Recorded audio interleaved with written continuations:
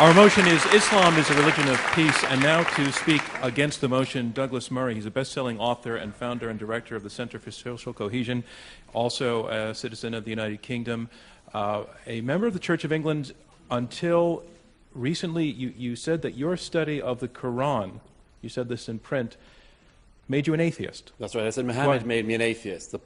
The publisher said at the time, that's a pretty provocative headline. I said, well, get somebody to do the next one. She said, I could find a Catholic who could say Muhammad made me a Catholic. I said, how about trying to make it a three-part article and get a third one, somebody saying Muhammad made me a Jew? And that one would be the trouble. Douglas Murray, ladies and gentlemen. Well, thank you. Well, thank you. It's a great pleasure to be here tonight. I'm sorry to make this panel rather Brit-centric after my colleague Majid. This isn't an attempt by us to have a British takeover of the old colony or anything like that. But I was coming earlier from my own fallen empire, referring back to my friend and colleague Ayan's comments earlier, and I was reading the paper, as I'm sure all of you were doing earlier today. Majid finished his comments by talking about the importance of changing paradigms. I'm not sure this is about paradigms. I think it's about facts. Here are some facts in my newspaper earlier. The Times Square bomber, of course, a man just up the road from here who tried to kill thousands of people. Only, by the way, didn't manage it because he set the 24-hour timing device to 7 a.m. instead of 7 p.m. 1900 hours was what it was meant to be. If he had have got that bit right, thousands of New Yorkers would have died earlier this year again. I see further in the paper 12 suspects arrested in France in a network trying to recruit people to go and fight American and other troops in Afghanistan. I turn to another page of the newspaper in the city I've just flown off from this morning, a Muslim London Underground worker who was, had written to his wife, who's off to try to become a martyr for Allah, as he says. He says, more than anything, I wish Allah to grant me martyrdom. Ladies and gentlemen, we have to look at facts. We should also just quickly, if I may, refer something to the wording of tonight's debate. Ayan's already mentioned this, but I mean, let me put it this way. You're I'm sure, a liberal-minded New York audience, or at least I hope you are. We'll see. But I imagine that if the motion we had here tonight was Christianity is a religion of peace, we get to the Q&A, perhaps even before, and somebody would say, if the other side were arguing for that, somebody would say, what about the Crusades? What about that? And then there'd be some other clever clogs who'd say, what about that Florida pastor the other week? That was a nasty business. That's Christianity for you. If we'd had tonight, Judaism is a religion of peace, the other side were trying to argue that. Sure as anything. There'd be people popping up in the hall tonight saying, oh, there's this bit in one of the Old Testament books, really, really bad.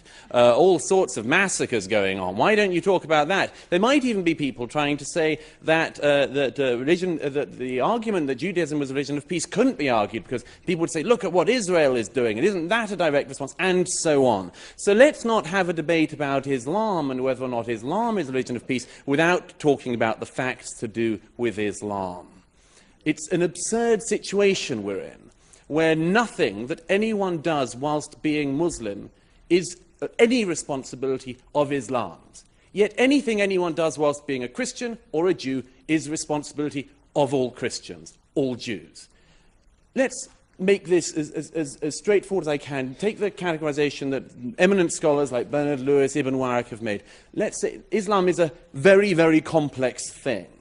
And the best way I can do this in the very short time I have is say you have three Islams. Islam 1, 2, and 3. Islam 1, the Quran and the life of Muhammad and the Hadith. Islam 2, the tradition of the Sharia. Islam 3, what Muslims do now. The first of those things, Islam, the Quran, and so on, is bad.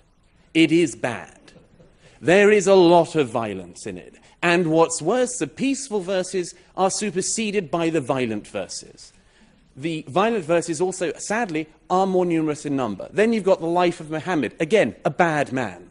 A very bad man, it has to be said. Not a great role model, if you look at it. Takes child brides, abuses a small girl, multiple wives, himself a warrior, himself a war criminal, himself beheads Jews. This, I would have thought, would be a signal of not great peacefulness. Then you've got the tradition of the Sharia. Again, not great peacefulness. Still, no schools of Sharia that people in this hall would want to submit to. And thirdly, what Muslims do now. Thankfully, there is some hope in that one. Because most Muslims, thank goodness, I almost said thank God, but old habits die hard. Most Muslims don't do what those texts say, because they exercise their judgment as moral beings without having to refer to defunct holy books. Now look, I wish that Zebra and Majid were the spokespeople of Islam. It would be lovely, although in Majid's case it would have taken rather too long if everyone had to go for 14 years preaching the downfall of America and then said, no, not so much. But we are where we are. Anyhow, I wish they spoke for Islam. It would be great. But the fact is that tonight, the organisers of this debate asked a number of clerics. None of them would show. Specifically, they wouldn't show and debate against Ayaan Hirsi Ali. Myself, I don't think they cared. But no,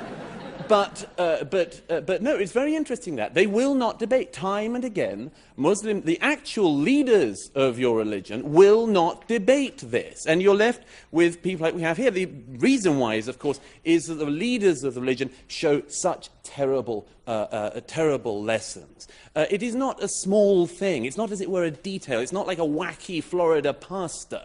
That you've got the largest Sunni state of Saudi Arabia, the most important Sunni state in the world, the most extraordinary closed prison of a society. It's not a detail, it's not a one-off nut job. The Shiite Republic of Iran is what it is, led by the people it's led by. That is not an accident, it's not a detail.